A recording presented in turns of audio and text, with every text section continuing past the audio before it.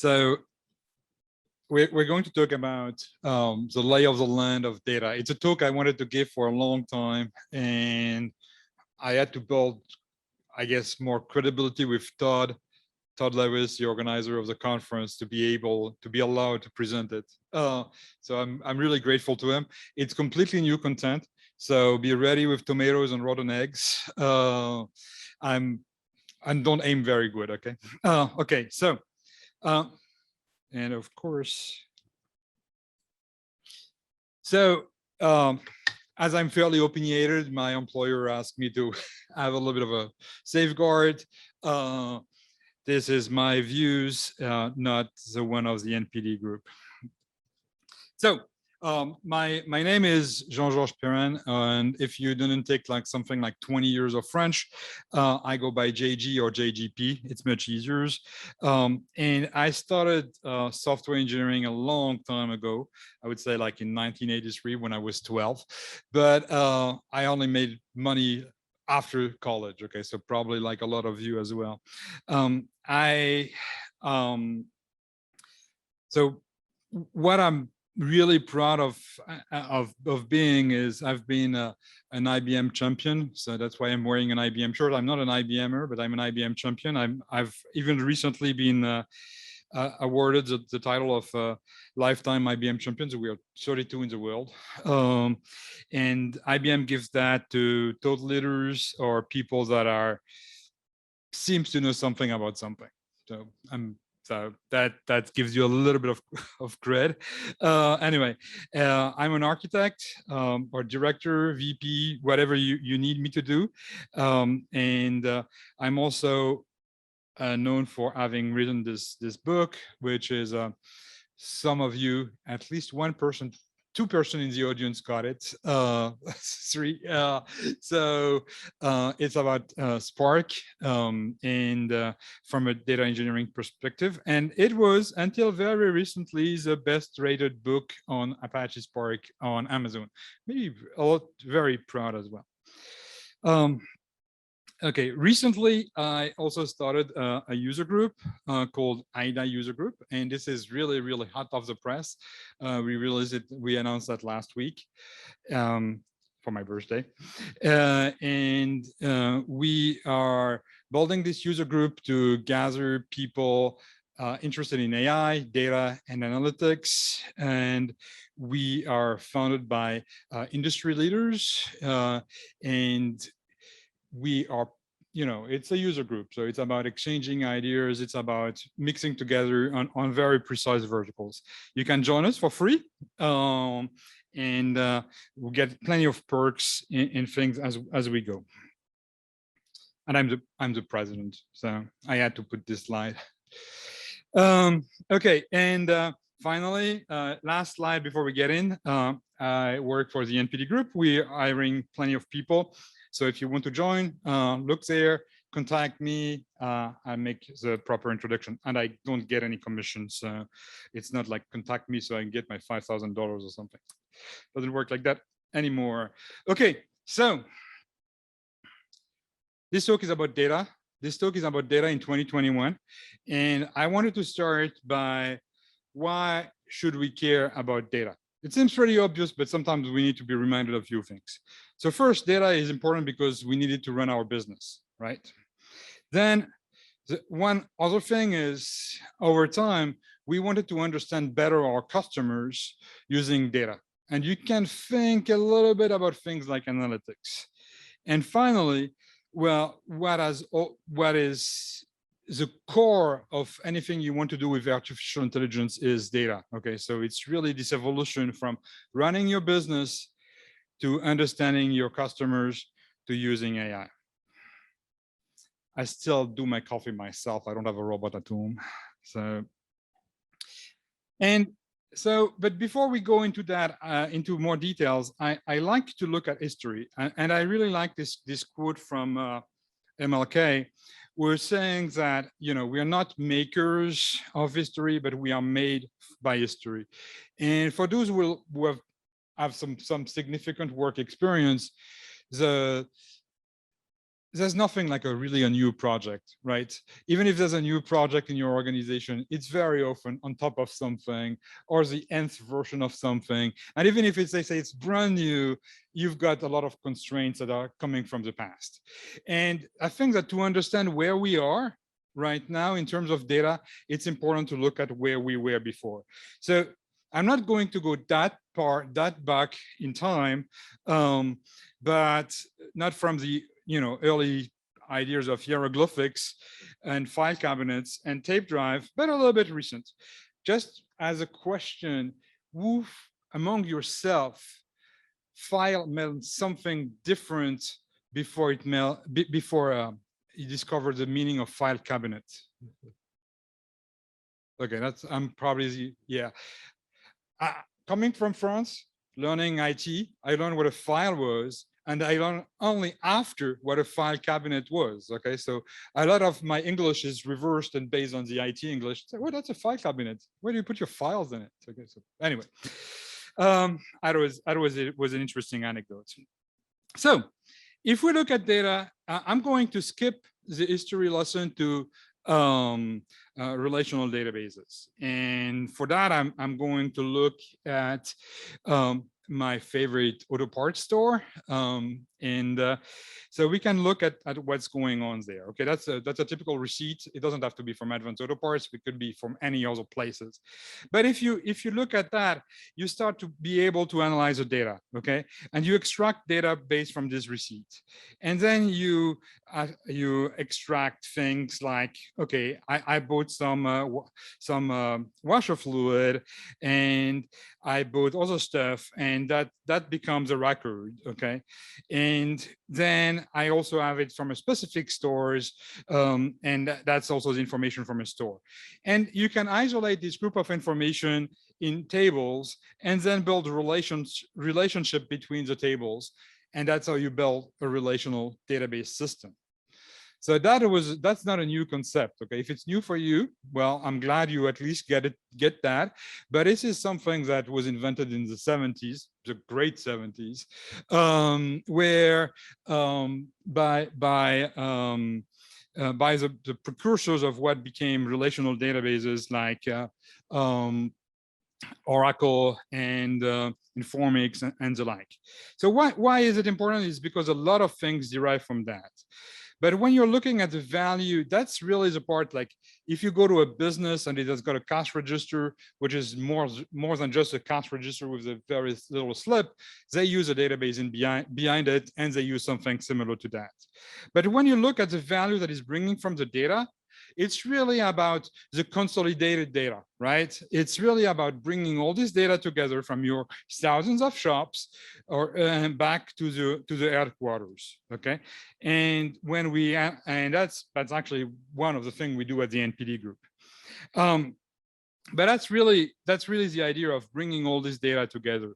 So to do that, you may have heard the term of storing this data into data warehouses. Okay, you take all this data from different relational database, you bring them back, and you have that in data warehouse. The benefits of data warehouse is really to be optimized for analytics, and so it's not a new concept as well. It was kind of founded in the early 90s by the first guy who mentioned it was Ralph Kimball, who then founded Red Brick, and then it was Informix. But the thing is, all this data are being bring together in the goal of understanding better your customer.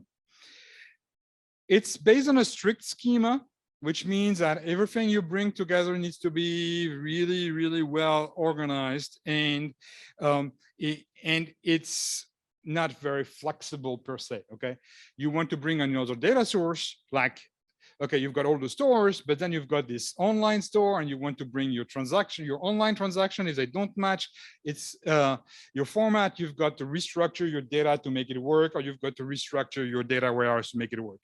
So it's not that flexible, and that's really about the idea of a warehouse, okay, where in your warehouse you put things on shelves, okay? And that's kind of what I wanted to represent here, where when I'm getting my store receipt, as I just showed you, I can put this store receipt in my store in my store customers. I can put that in merchandising. I can put a lot of information differently where I want to put it. But the thing is, the schema and the process to take this data from my receipt and put it in my different almost buckets in my data warehouse is done by a process called ETL, for extract, transform, and load, or ELT, extract, load, and transform, where you're doing the transformation directly in the data warehouse. It's still very complex. Schema changes are very expensive. You can imagine that I'm changing a schema. It has a lot of consequences. You've got to be kind of rigorous on documentation, which a lot of companies are not. And adding new sources is really complex. So what could we do to that? So some people came with the idea of a data lake. And you must admit that a lake is much nicer as a viewer than a warehouse. Okay, I'd rather go to the lake camping than Costco. Okay, so sorry. But the thing is that people were thinking that that would be the solution. So what's the difference between a lake and a data warehouse? So instead of having a lot of complexity in putting your data together, they decided that we are going to bring the data and think after what we're going to do with it, okay? So it's very easy to store my data. I take my receipt from my stores, I just take them and just put them as I get them. I'm just putting them in call it a bucket, call it whatever, a pond, and you just take my receipt and I just dump them. Super easy to store, and you define your schema when you read the data. It looks almost perfect, except then when you really want to read the data, well, it's getting a little bit complex, because where do you want to get the data from? Okay, based on, you can use APIs, you can use, well, let's see the same ETL processes, but to get the data back. Okay, so you're also creating that, and if you're not careful about your lake can just become really quickly a swamp. Okay, because you just take any kind of data and you put it there. Do you remember what you did like 3 years ago? Okay, so if you don't have the proper governance, you're going to suffer a lot. So where we are now, when we're thinking about a big data scenario or just a data scenario, everything comes with pipelines. And that's really how we do things more and more. Okay, so the first thing is you've got your data, you ingest it. When you ingest it, you store it in something called the landing zone or the bronze zone or the raw data. A lot of people call it various names. Some industries start to call it by, metal, and bronze is seems to be very easy to remember for everybody, but it's really your raw data. You take your data, as you get it, you store it.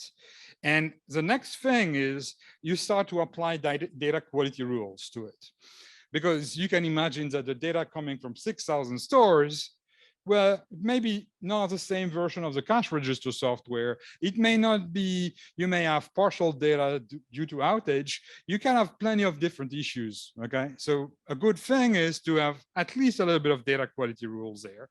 And then based on that, and maybe some early transformation, and then you store this result in what I like to call the pure data, or a silver zone, where your data is almost ready for exploration and exploitation. At this point, the data is really going to start to be useful, but not directly. It might be raw data, okay, like all the items sold by a store for the last 6 months or since January 1st, okay? So the thing is, it's interesting data, but it might be too detailed, and it might not be providing you the analytics you actually want. So that's why we were going to apply transformation on this data and make aggregate of this data. For example, I want to know how much windshield wipers I've sold during per month since the beginning of the year. Okay, so this is where you start to be able to aggregate and shorten your data, make it less wide and less deep.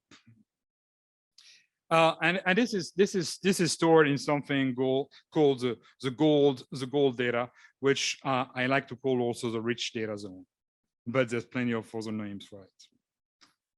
And finally, you can publish this data to get some more insightful data or actionable data. Okay, if you take the data from the bronze zone and you give it to your CFO, it's going to what?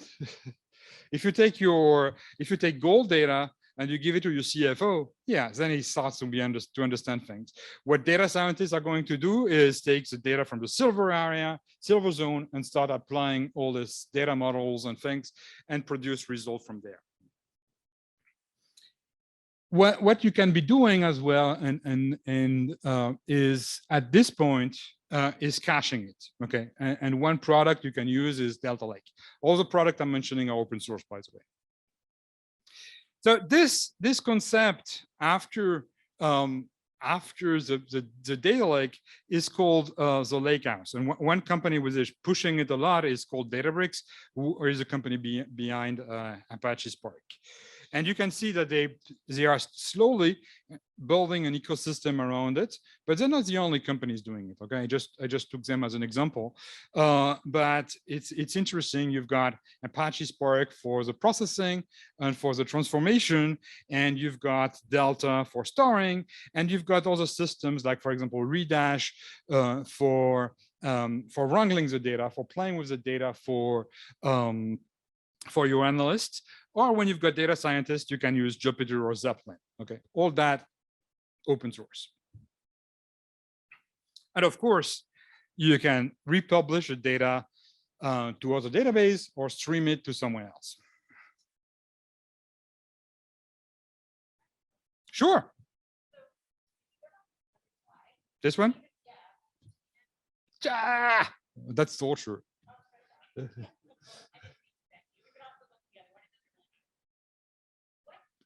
Okay.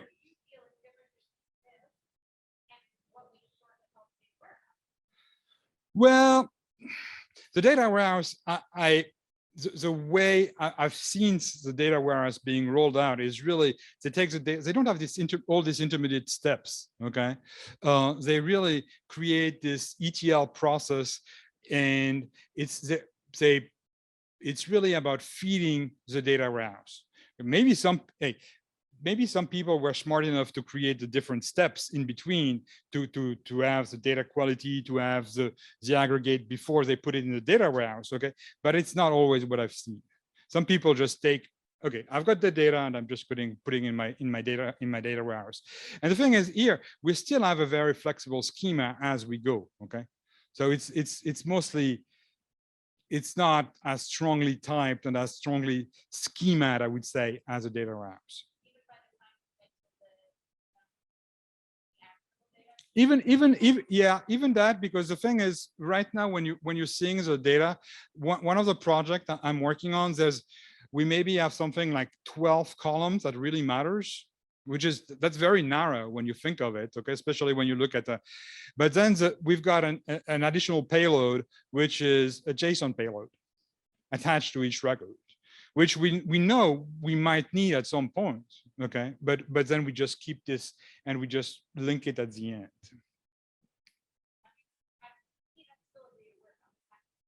It's still the same concept, just the names have evolved and they're slightly different. Okay, so for example, really the data lake was really, we don't care about the schema. Give me anything, I'm just dumping it there. Okay, and what the lakehouse is trying to do is take the schema approach, but not enforce it as much as what the data warehouse was having, and having not the complete flexibility that the data lake has, and try to gather it together. Okay, so I hope it makes sense. It's difficult when you don't have, I should maybe add more examples to that thing. Anyway, so that's the environment that you can have it. So I'd like to go through a few key concepts that you may know if you're a more senior data engineer, but a lot of people I'm meeting also have no clue about that. And some are really easy to grasp, but may not hear that frequently, or at least not in school. The first component is the source of truth. Okay, so for me, the source of truth becomes more and more evident and more needed when you think about these data pipelines. Okay, where is the data that I can trust in my process?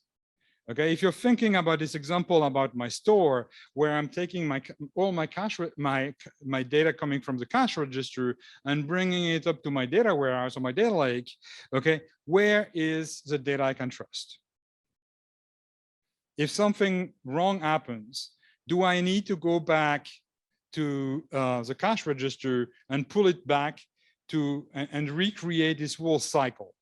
So the industry has come up with this term of the source of truth. Okay, so where is the data I can relate to? And it's also thinking about if there is a problem with this data, if it gets corrupted, if I'm losing it, or if I'm losing something else, am I going to back up the entire process and I'm going to back up my several petabytes of data, or am I just going to back up one place, one strategic place from which I can rebuild the data that I'm missing?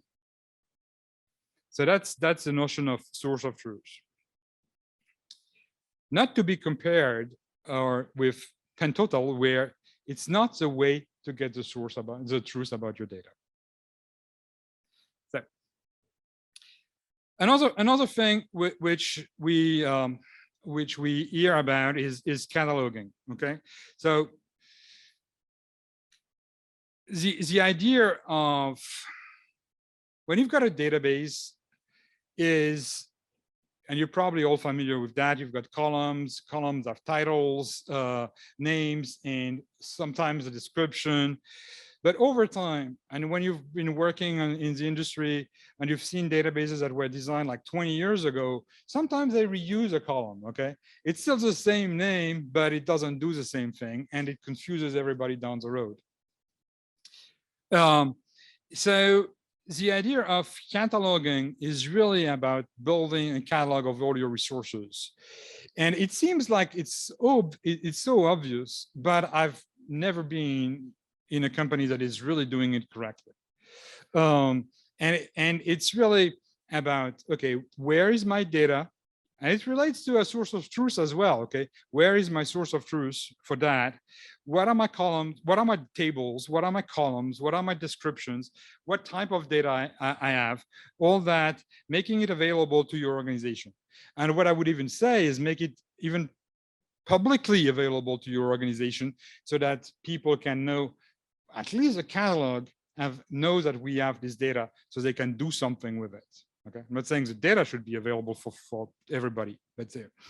And there's some solutions there, but there's really nothing. We are at an open source conference. There's nothing much really in the open source space for data cataloging. And the next evolution from cataloging is really about governance. And I would say the size of the company is really completely irrelevant. A lot of people say, "Oh, data governance, that's for a huge company." And that's definitely not true. Okay, it comes from as a small company to a big company. If you go back, if you project yourself to 25 years ago, or you see applications that were designed 25 years ago, well, you see that who made the call for a table, who made the call for a database name, who made the call for a lot of things, that was a developer. Okay, I'm not saying they're making bad calls, but the thing is, it may not fit when it's taken by someone versus a team, or versus someone who's got the vision of the data in the company. So I'm not saying it's a governing body. It should be an agile body, but I really think that it's something that, like QA, you should keep in mind, and you should, like the myth of test-driven development. People should start it from the beginning. Okay, I think that governance should be also started. Data governance should be started from the beginning of a project as well. going to a completely different chapter of that, I just wanted to talk a little bit about shape. And this is really about the shape of the data, how you can find it. So there's graph data, okay? And unfortunately, so graph data is really an interesting concept. Theoretically, I think I'm completely in love with it, where you store your data in nodes and edges, okay? And you define and you add properties between your nodes. And so when you're looking for something, you just traverse the data. It works a little bit like the human brain when you think of it, okay? Like, oh, I'm thinking about oh, what can I eat tonight? And from what dinner is, I can think to something else. Oh, maybe I need a glass of something before I get. Okay, so you've got this kind of reasoning and you follow something. And I think that graph data is really following this. Unfortunately, I've seen a lot of interest, but I don't, except for the talk we just had before, I don't see a lot of result that I would say at scale. So a lot of people say, oh, well, Facebook is a graph database. Yeah, it's a graph database, but the thing is, it's a graph database where they show you 20 friends of yours. So there's still something. And and there's a bit of a confusion in the industry. You might hear is GraphQL. Okay, so GraphQL stands for Graph Query Language, but it's not the only, or it's not only done for that. Okay, so it can be used for graph database, but it's not only used for the graph database.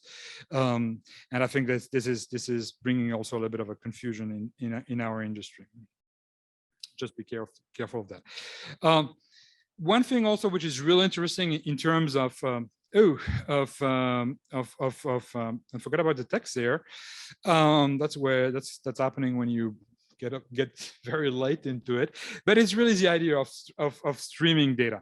Okay, so if you remember the slide I had before with all these stores bringing data to a headquarter, okay, in most of the cases those days, the stores are sending their sale at the end of the day. Okay, so they say, okay, I've sold that much oil for that that much numbers of wipers. So I'm bringing that to my headquarters in the evening, and then I can start building things like, okay, I need to replenish, I need to do to order from my suppliers, et cetera. But the thing is, you in the day and age where we are, if you wait for the end of the day, you may be losing windows where your distribution center can be able to replenish your stores and things like that. So that's where streaming is really interesting. That's just that's one of the many use cases, but you can just stream the data along. Okay. You reduce your time to fulfill in this case, but if you are also a user, for example, on a loyalty program, well, you might be interested to have your points right away instead of waiting a couple of days so the transaction comes back. Okay, so that's the benefit of streaming, is really reducing consumption of your data. So one thing you will also hear about is structured data versus unstructured, and that's a typical example is really the same as I used before. Okay, so it's really when I'm structuring my data in tables versus adding my receipt just like that. Okay, and the benefit of that is well, if I don't have to structure my data and I just use it directly, it might be a lot cheaper for me to use over time. I don't have the modeling phase. I don't have to manage the insert of the database. I just keep it like that. And that's where you find other types of database and relational database as well. And you may have heard the term of NoSQL. So for me, NoSQL doesn't mean a negation of SQL, but it's not only SQL. Okay, and the two big families you will find in NoSQL databases is really the document store. Okay, where nowadays it's mostly JSON documents that you store in documents, and you access it via a pseudo SQL interface or key value pairs. Okay, key value pair database like this are getting more and more traction, but it's really kind of really a hash map at an industrial scale. Finally, in this space, there is also the text databases or search engine, and you can find products like Lucene, Solar, Elasticsearch, and you store text in them, like just normal plain text, any kind of document, or even JSON, and you interrogate this based on more natural approach to querying, a bit like when you're doing queries like on Google or any search engine. It's very powerful. It's a little bit tricky to manage and to configure, but it gives you very powerful results. I think we also need to talk a little bit about roles because we evolved from where the DBA was ruling everything to an approach where we hear a lot about data scientists and data engineers. And I think it's worth mentioning the difference between the two. And if you get the jokes, you're probably on the data scientist side. Okay, we've got a few. So really, when I'm thinking about the data engineer, it's really about the person that is really structuring the data, building the data pipelines that is taking the data from one place and bringing it to another place, making sure that the data quality rules are applied, making sure that the processes are monitored. I'm almost tempted, and I'm full more in this category. I'm almost tempted to say that's kind of the boring part of the data part. Okay, it's really, I'm taking something, yeah, it looks good, I'm putting it somewhere. Okay, where when you look at the data scientist, it's about really cleaning the data, massaging it, you know, like organizing it, trying to look inside of it and see if there's any pearls or if there's any nuggets. And of course, prepare the data for predictive models, for doing machine learning, for doing, but not only, I mean, a lot of data scientists I know are just doing basically reports. But looking at these hidden gems you will find in the data. And really, one key and most important thing is that a data scientist is able to take the data and be a good storyteller with it. Okay, it's really about, hey, this applies to your business. This is the benefits we're seeing. This is in these circumstances. So it's really about being able to exploit this data and present it to someone. So when we look at the different tools that the data engineer and the data scientists are using, well, you will see that as I'm just continuing from the data scientist, you may see things like PowerPoint is a great tool. PowerPoint is a great tool for data scientists because this is one way to render information. It's probably the most used tool in corporate America. And then you've got other tools that are more used for crunching the data, and you can think about our local SAS or Watson Studio, Tableau, SPSS, and things I mentioned before like Jupyter or Zeppelin. And on the data engineering side, you would see more things like relational databases, even GitHub, file systems, brands like IBM, DB2, Redis, PostgreSQL, Hadoop eventually. And you see in the middle this very interesting set of tools, and explains the popularity of these tools is really, you see Apache Spark for crunching the data. You see SQL. I think SQL is becoming more of a lingua franca in data, okay, even with non-IT people, and definitely things like Python, a language like Python. So there are also roles, and I would say there's roles that are on the way in and someone's on the way out. And so on the way in, you see data architect. This is definitely something that you you see more and more about choosing the right tools, about defining your data architecture.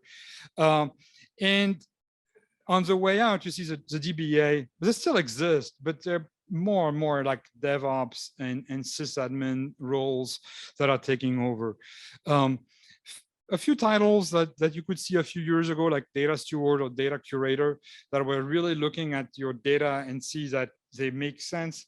These roles never really caught up.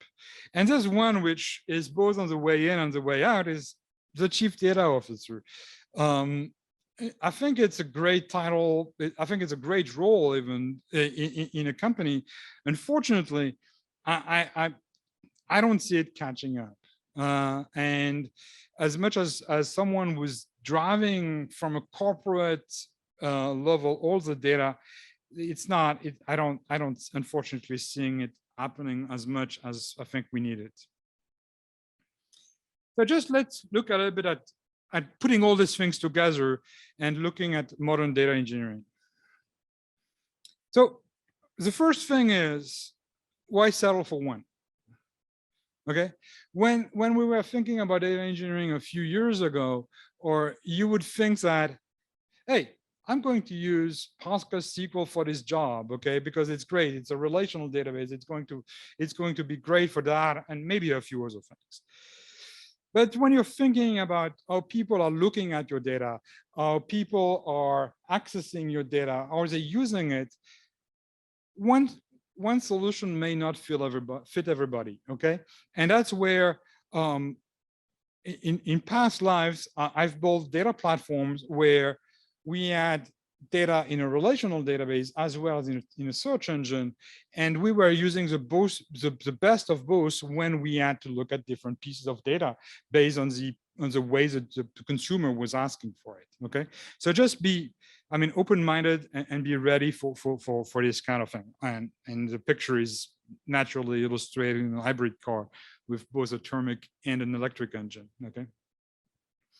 Same thing for big data pipelines, okay? I mentioned them before, but it's really about the data movement on the data journey. I think the data is moving a lot more than it used to be moving before. And it's a growing concern, well, you know, as it's moved from stores, but it moves from mobile devices. You know, mobile devices are completely part of our life, and they're data collectors. IoTs, okay, every company I've seen most recently have some kind of IoT project somewhere in their cupboards, and of course web. Okay, so the web, everybody wants to know more. They want to do, of course, clickstream, but also sentiment analysis, looking at the voice of the customer and bringing all that together. And that's always more and more big data pipelines. But when we put all that together and bring it to the cloud on the open source, I've got a bit of a different perspective on all that. So if you remember, in the 70s, software was mainly free, and you would buy the hardware. Okay, you would buy a VAX and you get bunch of software with it, because you didn't see it really as value. In the 80s, the license came in. Okay, that's where Oracle, Microsoft came in the game and started making fortune.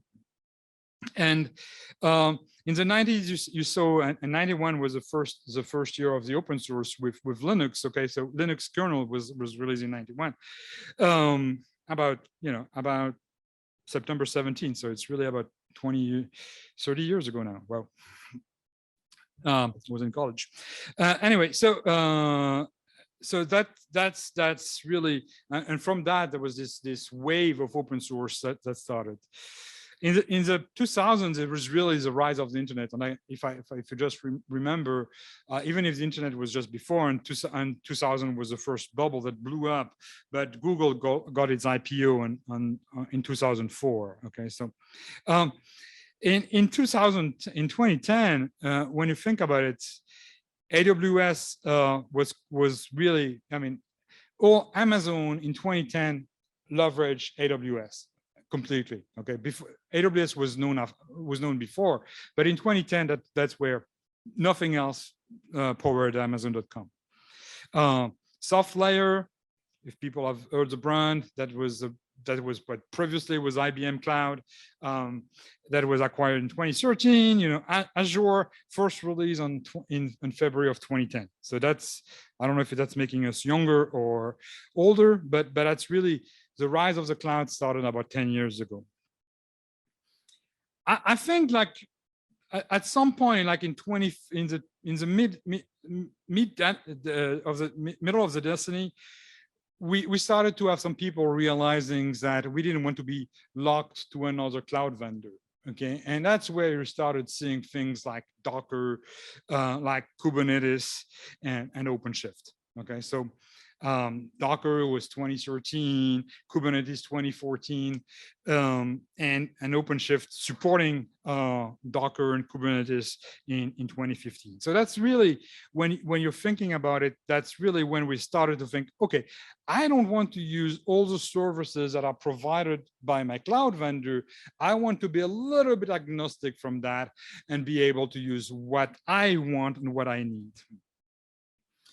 And I think like that's where in the 2020s where we are now, I think open source is a little bit at risk. If you go to the Elastic booth down there and you ask them what they feel about AWS and what's the future policy for open source, you'll get a very nice answer, like I got a little bit earlier. Okay, so it's basically no comment, go somewhere else. Okay, it's open source as a model was really interesting for a lot of companies until the cloud has decided to put a grasp on it. Okay, and that's a real dilemma right now with Elasticsearch, which is a great tool, which was built on top of Lucene and Solar, and now AWS for the Elasticsearch version of it, I don't remember what they call it, open search or something, they took the Elasticsearch code and put it into it, but they were entitled to do it based on the license, but they kind of neglected and they didn't have to embrace the IP that Elastic was building. Okay, and that's an example there, but you've got a few others as well. So the risk is where people are closing their source code. Okay, like you can think about also Databricks, which is a big backer of Apache Spark. They're writing a new version of Apache Spark in C++ called Photon. And is Photon going to be open source? Nobody knows. Okay, so the thing is, where is the industry going regarding open source? It's going to be interesting, and I think all of us should be, as we are in an open source conference, should be a little bit more careful about that. And so, and really, when we look at the cloud, that's where you see the big vendors, okay, AWS, Azure, IBM Cloud, OVH, GCP, and a way to abstract from their proprietary services with Docker and Kubernetes. And there's quite a few sessions on Kubernetes today. When it comes to data, what's really interesting is really when you are thinking about data when it's running on premise, okay? Sure, you can scale a database, okay? I can scale it a little bit. That's kind of even a little bit more, but the limit to my database is the physical machine I'm running it on, right? I can have another machine and start being distributed things. Okay. But the thing is, when I'm thinking about the cloud, the approach is a little bit different, okay? And I can scale more, and I can also separate my storage from my compute capability. Okay, so that's where when you look at the data and the cloud, it opens a completely new world of opportunities when you're looking at this way. Okay, I can store more, it's going to cost me less, and my compute capability will be able to grow differently than my storage capacity. And that's something that the cloud makes it easier. And if you even want to go in details, the storage can even be split over different classes of hardware and classes of cost. Going to AWS, you can have S3 for kind of immediate storage access versus Glacier, where, well, I may use this sometime in 6 months. So, and as a conclusion, I wanted to share with you a few key takeaways from this. So I think data, we need to remember that data serves the users. Data feeds the application. I'm passionate about data, but you have not heard me about applications. or maybe you don't want to hear me about applications. But I think also data is more and more complex. Okay, with all the we didn't talk about regulation, we didn't talk about a lot of things in this talk, but I wanted to give you a kind of a perspective, like almost like a 360 degrees on view of where the data is in 2021. I also think that the cloud is bringing us a fantastic and many fantastic opportunities for us to grow and to use the data. And finally, be very careful about the future of open source, as I think some of the vendors are really a little bit easier when they say, oh, we support open source. And one question also is that we could think about is, in our own organization, should data be siloed, or should it be more open, or more like a feature of each team? So just a few call for action. I think really, I mentioned it several times, but really understand the true support of open source. You've got, when you look at the people that are presenting, that are having booths there and presenting there, they're probably some of the good ones.